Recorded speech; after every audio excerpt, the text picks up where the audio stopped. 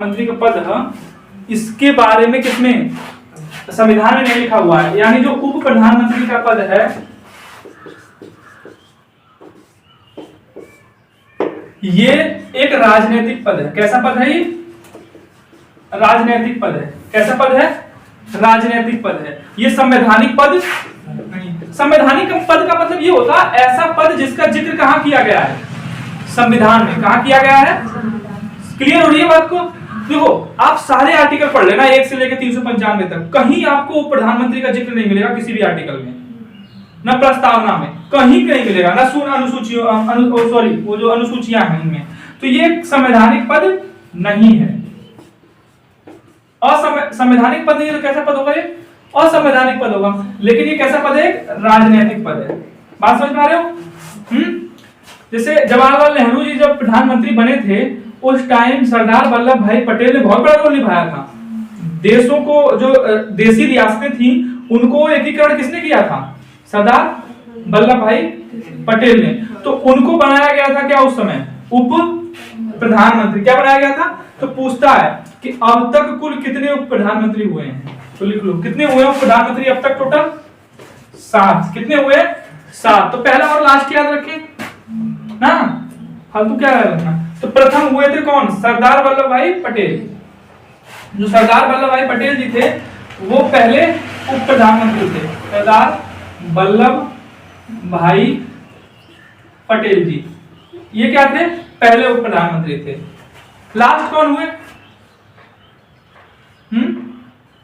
सोचो। लाल कृष्ण आडवाणी। लाल कृष्ण आडवाणी जी। लाल कृष्ण आडवाणी जी। इनको भारत रत्न मिला है क्या? अरे मिला है ना भारत रत्न। करंट का ही क्वेश्चन हो जाएगा। 2024 मिला। कब मिला? हाँ। जो उप प्रधानमंत्री का पद होता है वो कैसा होता है? गैर संवैधानिक या असंवैधानिक ना? गैर संवैधानिक पद है। कैसा पद है ये? गैर संवैधानिक पद। गैर संवैधानिक पद है ये। ठीक है। इसका उप प्रधानमंत्री का उल्लेख किसी आर्टिकल में है? नहीं। कितने उप प्रधानमंत्री हुए अब तक? 7। पहले? हाँ। और अंतिम आडवाणी जी। आडवाणी जी को भारत रत्न कब मिला? 24 में। याद रखोगे? अब इतना तो हो गया था। आर्टिकल 75 तक हो गया था। कहां तक हो गया था? 75 तक। ये बीच में आ गया प्रधानमंत्री और मंत्री परिषद की बात चल रही थी ना। 75 में क्या चल रहा था? कि प्रधानमंत्री की नियुक्ति हुई है। हाँ, तो इसीलिए वो प्रधानमंत्री का जिक्र हो गया यहाँ पे। अब लिखते हैं आर्टिकल 76 अटॉर्नी जनरल, भारत के महान्यायवादी। देखो अनुच्छेद 76 अटॉर्नी जनरल, ये भारत के महान्यायवादी बोलते हैं। क्या बोलते हैं इन्हें? भारत के महान्यायवादी। ठीक है। अटॉर्नी जनरल का उल्लेख या अटॉर्नी जनरल के बारे में किस अनुच्छेद में लिखा हुआ है? 76 में। इसमें लिखा हुआ है 76। ये सरकार के क्या होते हैं? वकील होते हैं। क्या होते हैं? इन्हें विधिक अधिकारी कहा जाता है। ये सरकार के क्या होते हैं? ये सरकार के वकील होते हैं। किसके वकील होते हैं? सरकार के। केंद्र सरकार के वकील का क्या नाम है? अटॉर्नी। अब सोचो आपने केंद्र सरकार पे ही मुकदमा कर दिया। किसी ने मान लो क्या किया, जो सरकार है उस पर ही मुकदमा कर दिया सरकार किसी काम से, तो सरकार को भी तो एक वकील रखना पड़ेगा ना। तो सरकार ने भी अपना वकील रख रखा है। उनका नाम क्या है? Attorney general. तो पूछता है सरकार का वकील कौन होता है? अटॉर्नी। ठीक है। सरकार का वकील कौन होता है? Attorney general. अच्छा, सही है। अब ये बात आती है जो अटॉर्नी जनरल होता है इसकी योग्यता क्या होती है? इसकी योग्यता क्या होती है? तो सुप्रीम कोर्ट का जज होता है ना, सुप्रीम कोर्ट का मुख्य न्यायाधीश नहीं बोल रहे हैं, सुप्रीम कोर्ट का जज बोल रहे हैं। सिर्फ क्या बोल रहे हैं? सुप्रीम कोर्ट के जज के बराबर इनकी क्या होती है? योग्यता होती है। इनकी योग्यता किसके बराबर होती है? सुप्रीम कोर्ट के जज के बराबर। किसके बराबर? सुप्रीम कोर्ट के जज के बराबर इनकी क्या होती है? सुप्रीम कोर्ट के जज के बराबर इनकी क्या होती है? योग्यता। अच्छा, ये पता है कहां पे लड़ते हैं खाली केस? खाली सुप्रीम कोर्ट में लड़ेंगे। कहां लड़ेंगे? सुप्रीम कोर्ट में। अगर मान लो आपने सरकार के खिलाफ हाई कोर्ट में मुकदमा कर दिया, किसमें मुकदमा कर दिया? हाई कोर्ट में, तब कौन आएगा लड़ने? ये आएंगे, अटॉर्नी जनरल आएंगे। कौन आएगा? इनसे जूनियर होते हैं, उनका नाम है सॉलिसिटरी जनरल। क्या नाम है? सॉलिसिटरी जनरल। उनके बारे में पढ़ोगे भाग 6 में आप, ठीक है। ये आपने अगर ये कहां लड़ेंगे आपसे? सरकार की तरफ से कहां लड़ेंगे? हाई कोर्ट में। कहां लड़ेंगे? हाई कोर्ट में। भारत के वकील, सरकार का वकील कौन होता है? Attorney general. अच्छा, आपने मान लो डिस्ट्रिक्ट कोर्ट में केस कर दिया सरकार के खिलाफ, किसमें कर दिया? डिस्ट्रिक्ट कोर्ट में। तो वहां कौन लड़ने आएगा आपसे? Additional solicitor general. ये कहां लड़ने आएंगे आपसे? डिस्ट्रिक्ट कोर्ट में। अब आप हमें ये बताओ, जो ये अटॉर्नी जनरल हम पढ़ रहे हैं, ये इसका उल्लेख किसमें किया गया है? आर्टिकल 76 में। किसमें किया गया? आर्टिकल 76 में। तो हमें ये बताओ आप कि इनको तनख्वाह पेंशन मिलती है? तनख्वाह मिलती है क्या इनको? मिलती ना होगी, इनको तनख्वाह नहीं मिलती है। अब आप कहोगे फ्री में थोड़ी ना काम, इनको केस के ऊपर पैसे मिलते हैं। लेकिन तो ये कहेंगे फिर क्या फायदा हुआ इनको? लेकिन फायदा पता है क्या है इनको? फायदा ये है इनको कि वो सारी सुविधाएं मिलती है जो सरकारी कर्मचारी को मिलेंगी। गाड़ी, बंगला, ड्राइवर, नौकर चाकर जो भी है, वो सारी सुविधाएं मिलेंगी इनको। लेकिन इनको तनख्वाह नहीं मिलेगी। तो तनख्वाह की जरूरत है क्या? 4 लाख 5 लाख यही तो महीना में सुविधा लेते हो ना, समझ पा रहे हो? ज्यादा ही हो जाता होगा। तो सारी सुख सुविधाएं मिलती है इनको, सरकार के वकील है, ऐसे थोड़ी रोड पे घूमी है नहीं। तो इनको सारी सुख सुविधाएं मिलती है, लेकिन इनको जो पैसे मिलते हैं, तनख्वाह मिलती है, पेमेंट मिलती है, वो किसके आधार पर मिलती है? केस के आधार पर। 5 साल सरकार रहती है, मान लो 5 साल के लिए मान लो ये हैं, तो कोई केस नहीं आया तो कोई तनख्वाह के रूप में नहीं मिलेगा। लेकिन वो 5 साल सारी सुख सुविधाएं इनको मिलेंगी। क्यों? क्योंकि ये भारत सरकार क्या है? वकील है। बात समझ में आ रही है? इनका कार्यकाल, सवाल ये मैंने देखा था कहीं कि इनका कार्यकाल कितने वर्ष का होता है, तो कोई फिक्स नहीं है। कोई फिक्स सवाल आया था कि ऐसे क्या था सवाल का फॉर्मेट कि बताओ, हाँ, एडिशनल सॉलिसिटर जो होता है, यानी जो महान्यायवादी होता है, इसका कार्यकाल कितने साल का होता है? ठीक है, तो कोई फिक्स, अरे वकील ही तो बनना है, सरकार को वकील ढूंढना, इनको छोड़ा इनके नाम उनके वकील रखा, क्योंकि उनकी भी योग्यता मानो किसके? अब सुप्रीम कोर्ट के जज के बराबर तो बहुत सारे वकीलों की योग्यता होगी ना। तो अटॉर्नी जनरल समझ में आया क्या होता है? भारत सरकार का वकील। किसमें लिखा गया अनुच्छेद? इसको क्या बोलते हैं? प्रथम विधिक अधिकारी बोलते हैं। क्या बोलते हैं? विधिक अधिकारी मतलब कानूनी अधिकारी। इसको प्रथम विधिक अधिकारी भी कहा जाता है। प्रथम विधिक अधिकारी, इनको क्या बोलते हैं? प्रथम विधिक अधिकारी। क्या बोलते हैं इनको? प्रथम विधिक अधिकारी। अच्छा, ये संसद में बैठ सकते हैं? देखो, ये संसद में बैठते हैं, पार्लियामेंट में क्या करते हैं? ये बैठते हैं। अगर मान लो कोई मंत्री है, उनसे जैसे मान लो कोई मंत्री हैं, कानून मंत्री हो गए या फिर कोई भी मंत्री हैं, उनसे किसी ने सवाल पूछा, ठीक है, तो अगर मान लो संसद में क्या है ना, तो अगर आप कोई सवाल पूछते हो तो उसका जवाब देना पड़ता है, ठीक है ना। अगर मान लो आपके जो हमने सांसद चुन के भेजा है यहाँ से, वो सांसद वहां जाकर अगर बात करे ना कि हमारे यहाँ का जो जखनिया क्षेत्र है, यहाँ पे सड़कें इतनी खराब क्यों हैं, सड़क परिवहन मंत्री इसका जवाब दे। हालांकि उनको सुसूचित करना पड़ता है कुछ दिन पहले, तो वो बाकायदे लिख के लेके आएंगे, उनका जो पीए होगा या वो लिख के लेके आएंगे, देखिए आपके यहाँ का जो क्षेत्र आप बता रहे हैं वहाँ की सड़कें इसलिए खराब है क्योंकि हमने ये बजट पास किया था। वो उसका रीजन देंगे कि वहाँ सड़कें क्यों खराब है, यहाँ पे हॉस्पिटल अच्छे क्यों नहीं है, मेडिकल सुविधा। तो जिस मंत्री से पूछेंगे उसका वो जवाब देंगे, ठीक है। मान लो मंत्री जवाब नहीं दे रहा तो उसकी जगह ये जवाब दे सकते हैं, इनको पावर है अटॉर्नी जनरल को, ठीक है। लेकिन संसद में बैठते हैं, ये भाषण वगैरह दे सकते हैं, बोल सकते हैं, जवाब दे सकते हैं, लेकिन इनको वोटिंग का अधिकार नहीं है। इनको संसद में वोटिंग का अधिकार तब होगा ना जब आप जनता के द्वारा चुने गए हो या फिर जनता के प्रतिनिधियों ने आपको चुना है, विधायक वगैरह ने। तो इनको किसी ने चुना नहीं है, इनको तो बस राष्ट्रपति क्या करते हैं, इनको प्रधानमंत्री की सलाह पे नियुक्त कर देते हैं, तो इनको वोटिंग का अधिकार नहीं है, वोटिंग का अधिकार नहीं है। ये बैठते कहां पे है? संसद में बैठ सकते हैं, लोकसभा में, ठीक है ना। कहां बैठते हैं? अच्छा, एक चीज और बताना था, वो भूल गए, वो जो मंत्री परिषद है ना, मंत्रिमंडल है या मंत्रिमंडल जो है या मंत्री परिषद जो भी है ना, मंत्रिमंडल का जिक्र तो है नहीं संविधान में। तो मंत्री परिषद ही देख लो, मंत्री परिषद, ठीक है। इसी में से कैबिनेट मंत्री और प्रधानमंत्री किसमें बैठते हैं, इसमें बैठते हैं मंत्रिमंडल में ना। और राज्य मंत्री और उप मंत्री और कैबिनेट मंत्री प्रधानमंत्री सारे मंत्री परिषद काम होते हैं।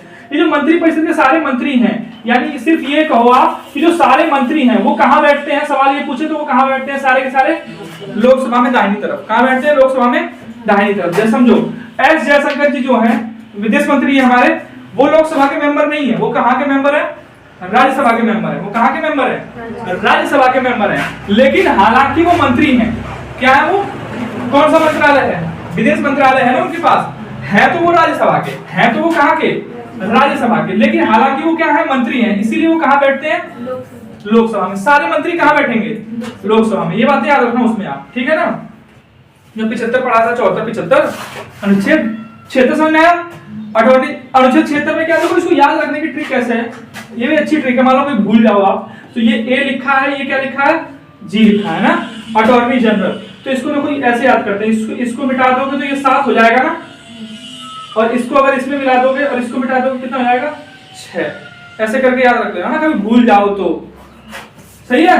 अनुच्छेद 76 में क्या है, महान्यायवादी, भारत का पहला विधिक अधिकारी कहते हैं। क्या कहते हैं इसे, भारत का पहला विधिक अधिकारी। दो चीज और, ये अटॉर्नी जनरल का जो पद है ये लिया कहां से गया है, भारत के संविधान में, ब्रिटेन से। ये तो इंपॉर्टेंट है, ये कहां से लिया गया है, ब्रिटेन से। याद रखना, अटॉर्नी जनरल का पद कहां से लिया गया है भारत में, ब्रिटेन से। बात समझ में आ रही है। अच्छा, अब आपके दिमाग में एक चीज आनी चाहिए कि ये सरकार के वकील हैं, क्या हमारा केस भी लड़ सकते हैं? भाई वकील हो तो इनका काम है काम, क्या ये नॉर्मल आदमी का केस लड़ सकते हैं?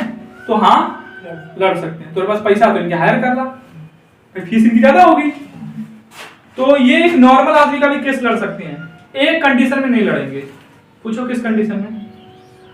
वो हाँ, जब आपने सरकार पे ही केस कर दिया। किस पे केस कर दिया?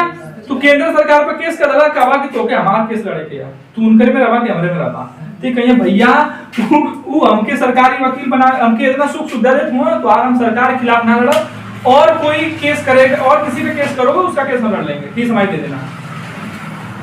तो ये जो अटॉर्नी जनरल होते हैं ये वकील हैं, पैसे से क्या है, ये वकील हैं। इनकी योग्यता किसके बराबर होती है? सुप्रीम कोर्ट के जज के बराबर। ये खाली केस कहाँ लड़ते हैं? सुप्रीम कोर्ट में। हाई कोर्ट में, डिस्ट्रिक्ट कोर्ट में लड़ने नहीं आएंगे। इनके जूनियर जो पद है वो आते हैं, ठीक है ना।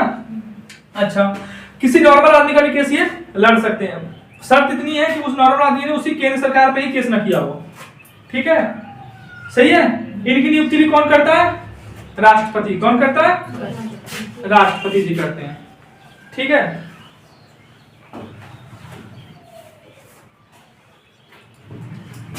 लिख लो, लिखोगे इसको भी लिख लो, इंपॉर्टेंट ही है। क्यों पूछ देगा कि अटॉर्नी जनरल की नियुक्ति बताओ कौन करता है, तो कौन करते हैं? राष्ट्रपति जी। अब आप हमें ये बताओ, राष्ट्रपति जी ने नियुक्ति कर दी, क्या बिना प्रधानमंत्री की सलाह पे करेंगे? नहीं, प्रधानमंत्री की सलाह पे, प्रधानमंत्री की सलाह पर। इतनी बात समझ में आई हो? अटॉर्नी जनरल से सवाल फंसेगा तो कर लोगे। देखो क्या याद रखना, जो भारत के महान्यायवादी होते हैं इनका जो पद है उसकी बात किस आर्टिकल में की गई है? अनुच्छेद 76 में। ये पद लिया कहां से गया? ब्रिटेन से। कहां से लिया गया? ब्रिटेन से। ये सरकार क्या होते हैं? वकील। ये केस कहां लड़ते हैं? सुप्रीम कोर्ट में। इनकी योग्यता किसके बराबर है? सुप्रीम कोर्ट के मुख्य न्यायाधीश की खाली जज के बराबर, सुप्रीम कोर्ट के जज के बराबर। ये कहां बैठते हैं? लोकसभा में। क्या लोकसभा में इनको वोटिंग करने का किसी, मान लो कोई प्रस्ताव पास हो रहा है लोकसभा में, क्या ये वहां पर वोटिंग करेंगे? नहीं करेंगे, ठीक है। लेकिन अपने मंत्री की तरफ से या सरकार की तरफ से सफाई दे सकते हैं, बोल सकते हैं। किसी ने मान लो सरकार से कोई सवाल किया, कोई मंत्री मान लो अटकने लगा, चाहे कोई दिक्कत होने लगी, तो तुरंत बोलेंगे हम सफाई देंगे ना। तो ये सरकार की तरफ से सफाई दे सकते हैं। बैठते कहां पे हैं? लोकसभा में। वो भी याद रखना, सारे मंत्री कहां बैठते हैं? भले वो मंत्री राज्यसभा के सदस्य हों, लेकिन अगर मंत्रालय उनके दे देगा तो कहां बैठी है? तो क्लियर, डायग्राम क्लियर होता कि ना हो? हाँ, तुम लोग सिस्टम समझ पा रहे हो कैसे चलता है केंद्र? हाँ, अच्छा, ये हो गया। इसको भारत का क्या बोलते हैं? प्रथम विधिक अधिकारी। विधिक मतलब कानूनी ना, कानूनी अधिकारी। संसद में वोटिंग का अधिकार नहीं है। इनकी नियुक्ति कौन करता है, ये भी लिखना इंपॉर्टेंट है ना। इनकी नियुक्ति कौन करते हैं, प्रेसिडेंट करते हैं। किसकी सलाह पे, प्रधानमंत्री की सलाह पे। इतनी बातें समझ में आई। अब लिखो अनुच्छेद 77, देखो अनुच्छेद 77, ये भी इंपॉर्टेंट ही है। ये पद कहां से लिया गया है, ब्रिटेन। लोकसभा का जो चुनाव होता है ना वो प्रत्यक्ष होता है। आपने देखा था ना राष्ट्रपति के चुनाव में हमने क्या लिखवाया था प्रणाली में, अप्रत्यक्ष चुनाव प्रणाली लिखवाया था ना, एकल संक्रमण या अप्रत्यक्ष अनुपातिक प्रणाली ना। वो अप्रत्यक्ष क्यों लिखवाया, क्योंकि जहां पे जनता डायरेक्ट वोट दे वो चुनाव प्रत्यक्ष, जहां पे जनता के चुने हुए लोग जाके वोट दें वो अप्रत्यक्ष। समझ पा रहे हो छोटी छोटी बातें। हाँ, जनता ने वोट से प्रधानी के चुनाव में जनता वोट देगी, विधायी के चुनाव में जनता वोट देगी, एमपी के चुनाव में जनता वोट देने जाती है ना सांसद वगैरह को। लेकिन अब राष्ट्रपति के चुनाव में जनता वोट देने जाती है। राष्ट्रपति के चुनाव में कौन वोट देने गया था, लोकसभा, राज्यसभा, विधानसभा। अब ये लोग वोट देने गए थे तो ये लोग जो बैठे हैं इनको किसने चुन के भेजा है, तो ये वाया गए हैं ना। जनता के चुने हुए प्रतिनिधि अगर जाके वोट दे रहे हैं तो वो चुनाव कैसा कहलाएगा, अप्रत्यक्ष। डायरेक्ट जनता वोट दे रही है तो इतनी बात सही है ना। तो अब यही कहानी आएगी, अभी लोकसभा पढ़ोगे 79, 80, 81, ठीक है। तो आप जब पढ़ोगे 80 में राज्यसभा है, ठीक है। तो जब पढ़ोगे आप तो वहां पे जो राज्यसभा के मेंबर होते हैं उनको वोट कौन देते हैं, सारे विधानसभा के मेंबर देते हैं, विधायक वोट देते हैं। कौन देते हैं, विधायक वोट देते हैं। कौन देते हैं, विधायक। लेकिन लोकसभा में जो मेंबर बैठते हैं उनको वोट कौन देता है, अरे जनता ही देती है ना। लोकसभा में मेंबर कौन बैठते हैं भैया, लोकसभा में सांसद बैठते हैं, अपनी यहाँ से नहीं उठे ये सांसद तो जीते हुए ना। तो इनको हमने ही तो वोट दिया था, जनता ने तो वोट दिया था, 18+ जो लोग हैं। तो जो लोकसभा में बैठते हैं सीटें कितनी है, 550, लेकिन उसमें से 545 सीटें हैं जहां पे बैठते हैं। अभी ये भी आप पढ़ोगे 545 सीटें, तो 2026 के बाद सीटें बढ़ जाएंगी। क्यों बढ़ेंगी ये भी समझोगे आप, अभी आर्टिकल आएगा। तो 545 में से 2 क्या थे, एंग्लो इंडियन थे, हट गए। 543 सांसद जो चुन के गए हैं उनको वोट किसने दिया होगा, तो वो जो लोकसभा के जो सारे मेंबर हैं, लोकसभा में जो बैठे हैं, इनका चुनाव कैसा होता है, प्रत्यक्ष। राज्यसभा वालों का क्यों, समझ में आई बात। अच्छा, इनका चुनाव कैसा होता है, कैसा हो रहा है। विधानसभा का चुनाव क्या होता है, प्रत्यक्ष या अप्रत्यक्ष। अरे विधानसभा का मतलब कौन, विधायक। ये राज्य में होता है ना, तो विधायक राज्य बैठते हैं, सांसद केंद्र में जाके बैठते हैं। तो इनका भी तो प्रत्यक्ष होगा, विधायक को वोट हम ही देते हैं ना। तो लोकसभा और विधानसभा का वोटिंग कौन करता है, जनता करती है। इसीलिए लोकसभा और विधानसभा की वोटिंग को क्या बोलते हैं, प्रत्यक्ष चुनाव। क्या बोलते हैं, राष्ट्रपति के चुनाव को अप्रत्यक्ष, उपराष्ट्रपति के चुनाव को अप्रत्यक्ष, राज्यसभा के चुनाव को। अच्छा, एक सवाल और बता दो, उपराष्ट्रपति किस सभा का सदस्य होता है,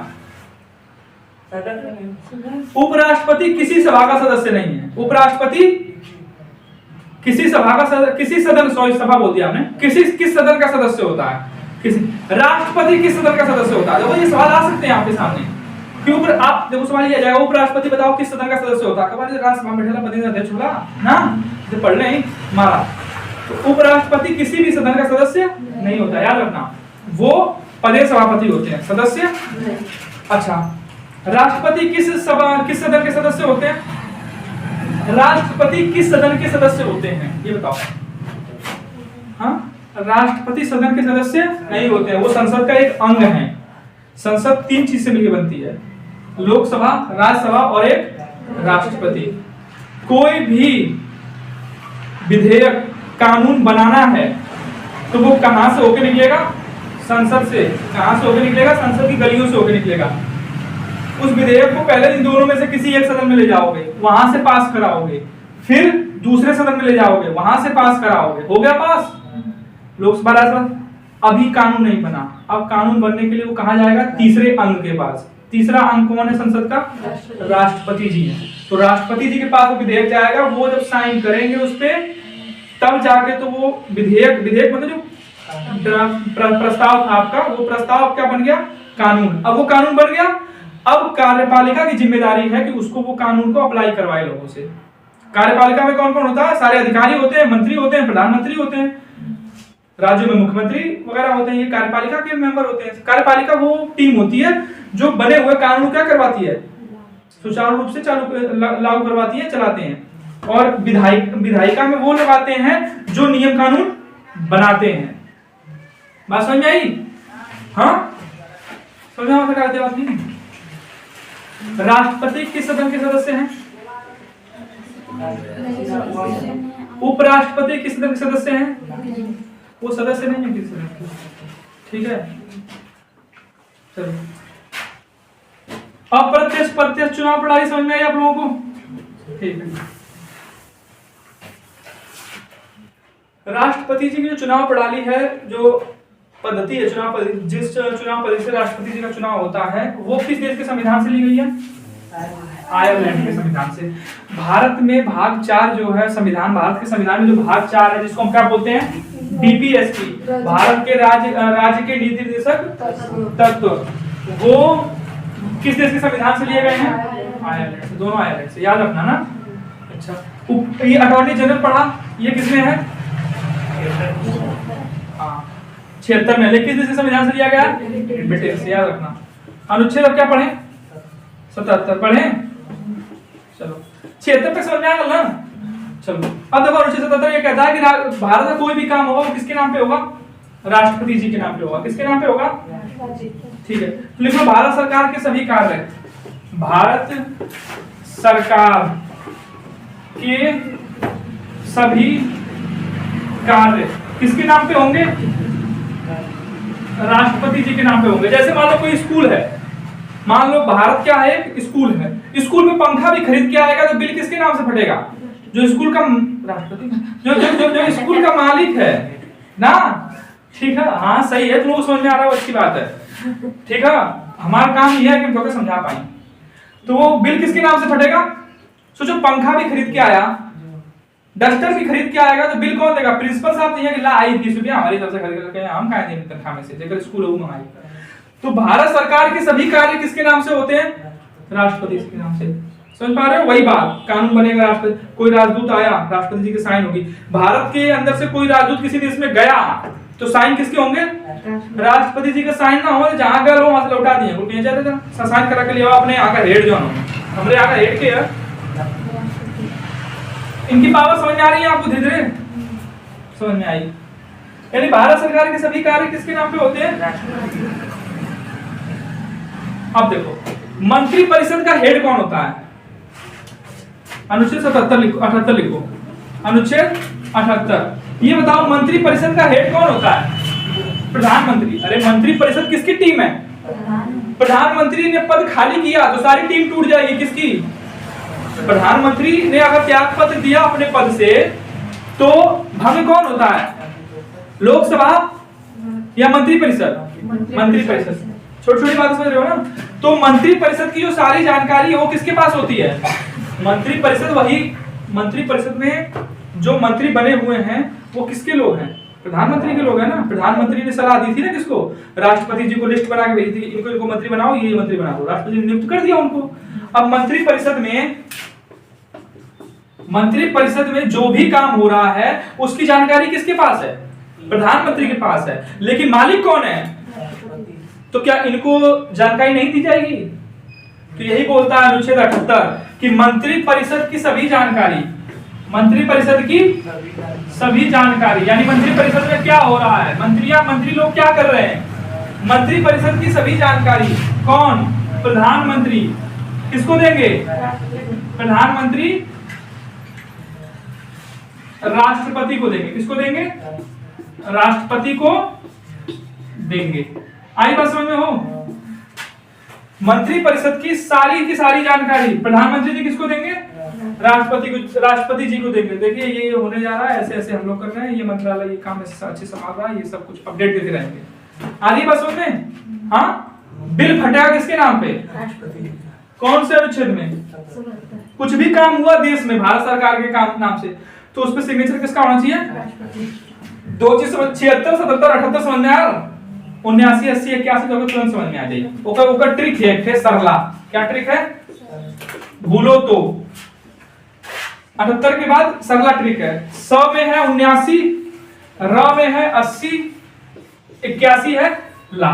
देखो स से क्या होता है संसद, र से ल से तो संसद, राज्यसभा, लोकसभा। अब आपसे पूछेगा बताओ भारत के संविधान के कौन से अनुच्छेद में संसद का जिक्र है? 79। कौन सा? किस अनुच्छेद में लोकसभा का जिक्र है? 81। अभी थोड़ी पढ़ाई तो होगा, लेकिन पढ़ल नहीं बढ़िया से, एक पढ़वा तभी पूरा टाइम लगी, ठीक है। लेकिन याद रखने के लिए आर्टिकल, ये ट्रिक समझ में आया सरला वाला? 79 80 ठीक है।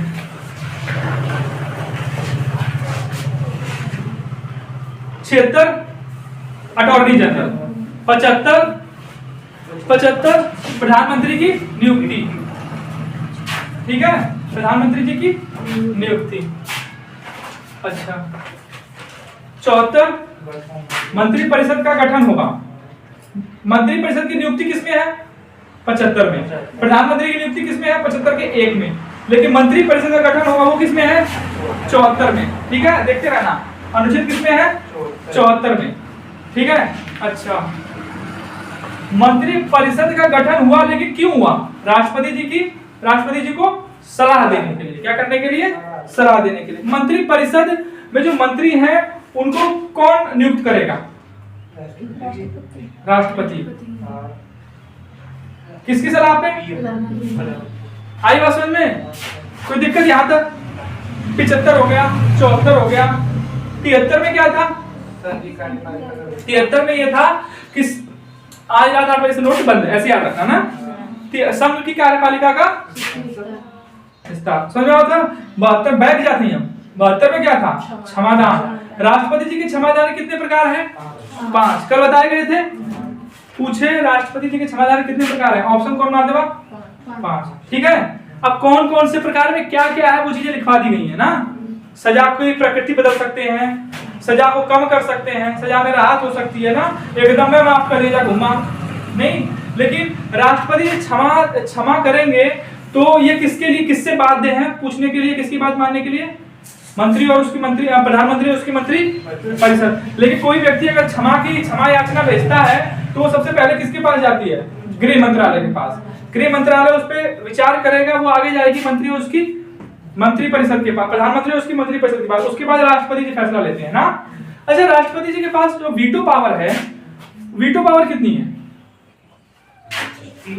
देखो एक तो जेबी वीटो बोलते हैं, पॉकेट वीटो। कोई प्रस्ताव आया, उन्होंने कुछ बोला ही रख लिया। जैसे याद करो वो पोस्टल अमेंडमेंट एक्ट वाला, ज्ञानी जैल सिंह वाला। उस समय क्या हुआ था ना, एक विधेयक पास किया गया था, जो चिट्ठी नहीं जाती है, उस चिट्ठी को सरकार, वो चिट्ठी क्या है? प्राइवेसी है ना किसी की, उसमें उसने क्या लिखा है, पैसे भेजे हैं, क्या भेजे हैं। तो सरकार ने एक विधेयक पास करवाया उस समय तत्कालीन सरकार ने, कि अगर किसी व्यक्ति पे शक होता है हमें, तो सरकार चाहेगी तो उसकी चिट्ठी फाड़ के देख सकती है। राष्ट्रपति जी कौन थे? ज्ञानी जैल सिंह। मामला उनके पास गया तो उन्होंने इस प्रस्ताव को, ये लोकसभा राज्यसभा से पास हो गया था प्रस्ताव, लेकिन उन्होंने इस पे कौन सी शक्ति अपनी अप्लाई कर दी? वीटो पावर, जेबी वीटो। उन्होंने इसको पास नहीं किया। वो अमेंडमेंट, वो जो विधेयक था आज तक कानून नहीं बना, क्योंकि उन्होंने कहा कि ऐसे किस्तों के ऊपर देख लेगा, निजता का अधिकार है ना अनुच्छेद 21 में। अच्छा अनुच्छेद 21 में जो निजता का अधिकार है ना, अनुच्छेद 21 पढ़ा आप लोगों ने? अनुच्छेद 21 में है ना प्राण एवं दैहिक स्वतंत्रता का अधिकार, राइट टू लिवलीहुड ना, प्राण एवं दैहिक स्वतंत्रता का अधिकार। तो उसमें जो निजता का अधिकार है ना, वो 2017 में जोड़ा गया है। कब जोड़ा गया? याद रखना, एक केस आया था ना। चलो इतनी बात समझ में आई आपको? 76 77 78। 77 में क्या है? भारत सरकार कोई भी कार्य हो किसके नाम पे होगा? राष्ट्रपति। 78 में क्या है? मंत्री परिषद के सभी जानकारी प्रधानमंत्री किसको देंगे? राष्ट्रपति देंगे। अनुच्छेद 79 लिख लो। अनुच्छेद 79। अनुच्छेद 79 में क्या है? संसद के बारे में। किसके बारे में है? संसद के बारे में। अब संसद में जो पुरानी संसद थी ना, उसकी जगह कौन सी संसद बनी है? नहीं। कौन सी बनी है? नहीं। तो पुरानी जो संसद थी उसके आर्किटेक्ट पूछता है आपसे, उसके, अच्छा पुरानी जो संसद बनी थी वो अंग्रेजों के टाइम पे बनी थी, तो उसके डिजाइनर कौन थे ये पूछता है। तो लुटियंस और बेकर्ड लिख लो। पुरानी संसद के डिजाइनर कौन थे? लुटियंस और बेकर्ड। अच्छा संसद का उल्लेख कौन से अनुच्छेद में है? 79 में। संसद है कहाँ? दुर्गापुर, दिल्ली। कहाँ? दिल्ली। संसद कहाँ है? दिल्ली में। संसद का उल्लेख किस अनुच्छेद में आपको बोला?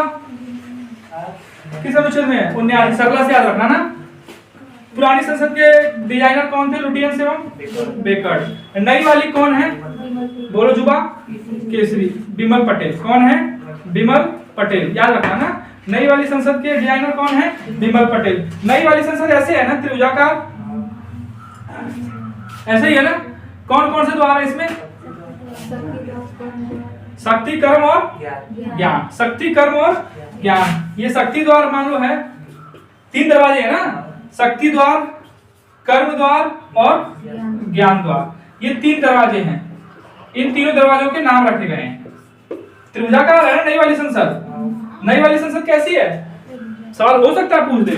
बताओ नई संसद की डिजाइन कैसी है? चतुष्फलकीय है, अष्टफलकीय है, त्रिभुजाकार, वर्गाकार, गोलाकार, कुछ भी दे सकता है। तो नई वाली संसद कैसी है?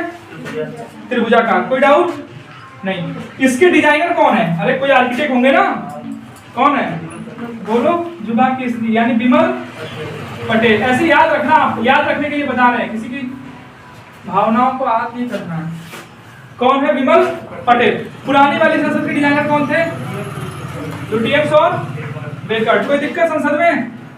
हाँ, संसद के कितने अंग? 3।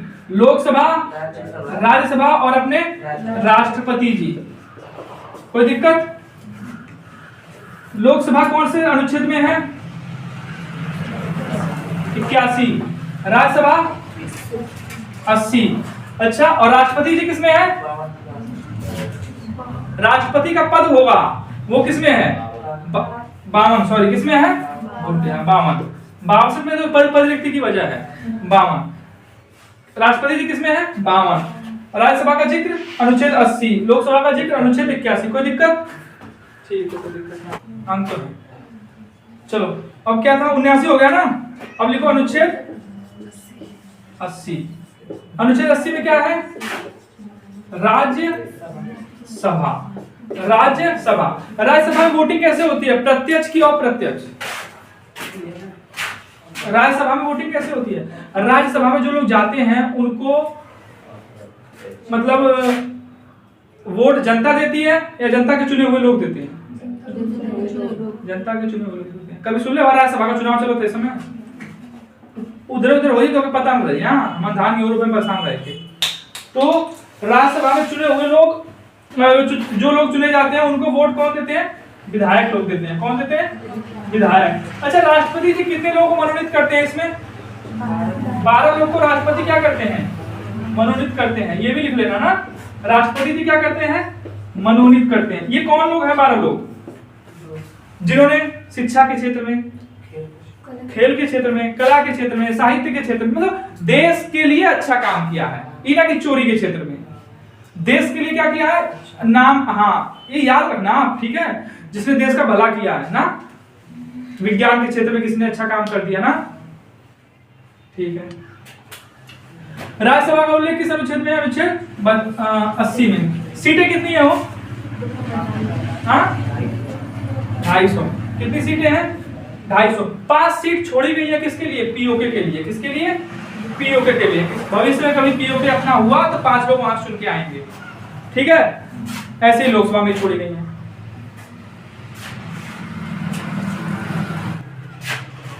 फिर है अनुच्छेद 81।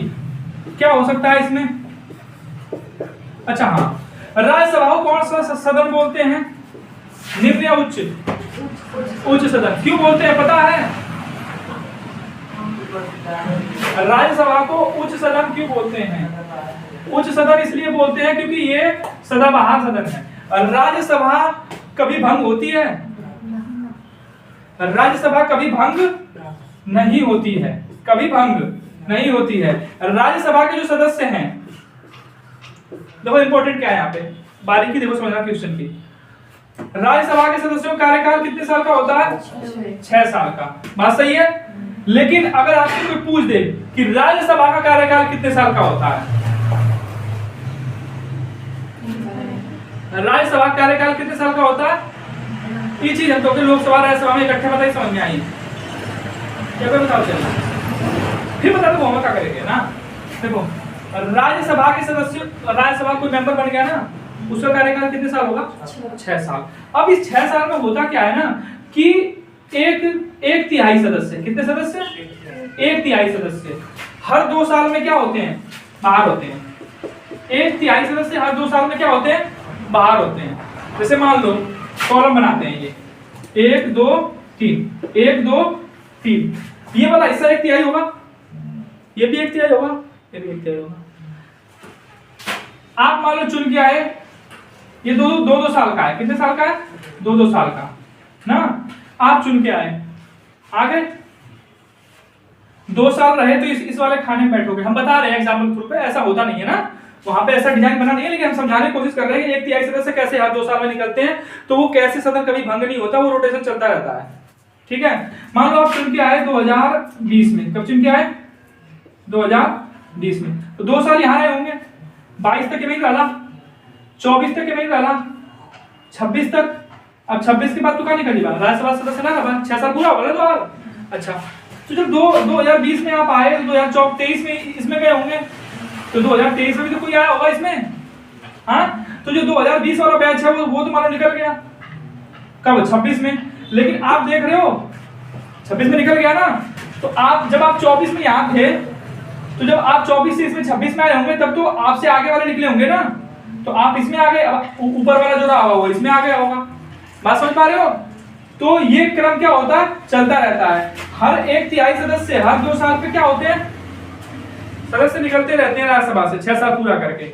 ठीक है, तो ये सदन हमेशा चलता रहता है, इसीलिए राज्यसभा को बोलते हैं सदाबहार सदन। कौन सा सदन बोलते हैं? सदाबहार सदन। ये सदन कभी भी भंग नहीं होता है, और कभी भी भंग नहीं होता है, इसी वजह से इसको कौन सा सदन बोलते हैं? उच्च सदन बोलते हैं। दूसरी बात, ऐसा किया क्यों गया? ऐसा किया इसलिए गया, क्या हुआ? ऐसा किया इसलिए गया, देखो ऐसा किया इसलिए गया कि मान लो ये है लोकसभा और ये है राज्यसभा। देश के सारे फैसले कानून यही होते हैं, हाँ। 2000 चुनाव कब था? 24 को। लोकसभा का जब चुनाव हुआ, तो जो लोकसभा में मेंबर गए वो कितने साल के लिए गए? 5 साल के लिए गए। अब 5 साल पूरा हो गया इनका, तो अब ये सारे मेंबर चले जाएंगे, फिर चुनाव अपने अपना नारा लगाएंगे कि हम गरीबी दूर करेंगे, ये करेंगे, वो करेंगे। 5 साल बाद खाली हो गया लोकसभा, ये पूरा क्या हो गया? 5 साल में खाली। अब ये खाली हो गया, यहाँ कोई है ही नहीं। पूछो कहाँ गए सारे? अरे सारे चुनाव खत्म हो गया ना, अपने 5 साल पूरा कर लिए, अब गए चुनाव करने, जीत के आएंगे तो नया बैच आएगा, यही है ना। तो ये तो खाली हो गया, और आपको पता है देश का नियम कानून कहाँ से बनता था? यहीं से बनता था। तो सोचो आप, ये खाली हो गया, उसी समय देश पे आक्रमण हो गया, मान लो क्या हो गया? आक्रमण, या देश का युद्ध हो गया किसी देश के साथ। उस समय कोई नियम कानून बनाना हुआ तो कौन बनाएगा? ये सारे तो चले गए हैं, चुनाव में व्यस्त हैं, तो बात फंस जाएगी।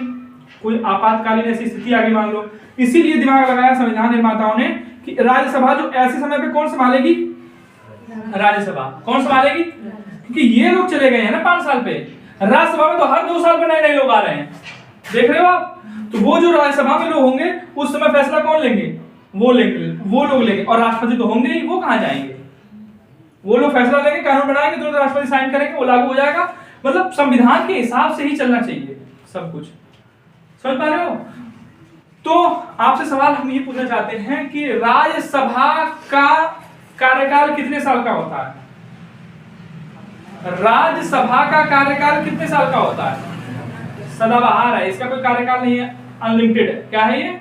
अनलिमिटेड है, इनफाइनाइट है, अनलिमिटेड है। लेकिन राज्यसभा के सदस्यों का कार्यकाल कितने साल का होता है? 6 साल। ये दो चीजें बहुत माइनर सा इसमें अंतर है। राज्यसभा का कार्यकाल पूछे तो है ना अनंत मानोगे, ठीक है, और राज्यसभा के सदस्यों का कार्यकाल पूछे तो 6 साल। माइनर सा अंतर समझ में आया? अच्छा, अब आते हैं किस पे? लोकसभा पे। अनुच्छेद 81, और अभी कंपेयर कर लेंगे हम लोकसभा और राज्यसभा को, वहां पर समझ में आएगा आप लोगों को। ये चीज घबराने की बात नहीं है।